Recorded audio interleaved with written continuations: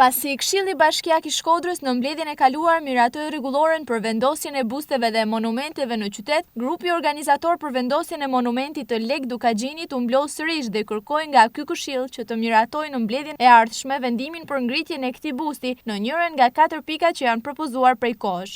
Në këtë kuadër kërkojmë 1.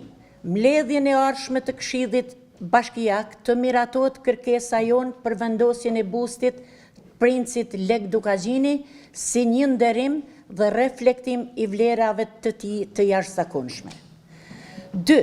Të krijohet një komision i vlerësimit të figurave. I urojmë punë të mirë. Por le të përqendrohet në figura të tjera, pasi figura e Lek Dukagjinit ka mbijetuar më shumë se 5 shekuj dhe është një emër i njohur në të gjitha kancelarit europiane. 3.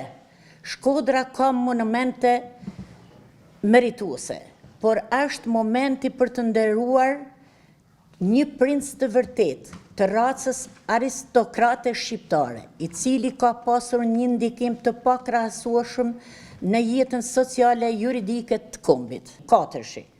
Lek Dukagjini është një figurë themelore për kulturën e moralit shqiptar. Prandaj kërkojmë vendosjen e këtij në një 4 lokacionet e propozuara si simbol i fuqisë së kodit tij dhe të trashëgimisë që ka lënë pas.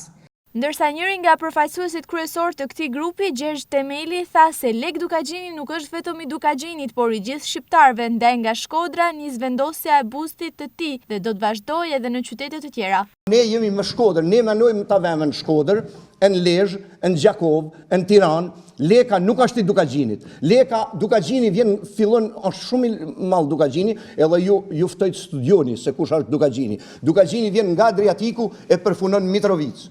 Në këtë takim folën edhe Nikol Ndresha, Shpresa Ftoni, Zef Toka dhe Gjon Bruçi, të cilët theksuan se është e pajustifikuar vonesa për vendosjen e bustit të Lek Dukagjinit në Shkodër dhe shfaqën besimin se do të jetë vetë kryebashkiaku i Shkodrës Benet Beci që do ta inaugurojë këtë bust. Lek Dukagjini, hartuesi i kanunit, është bashkohës i Gjergj Kastriot Skënderbeut, ka historian që thonë se ai ishte princi shqiptar më i fuqishëm pas Skënderbeut.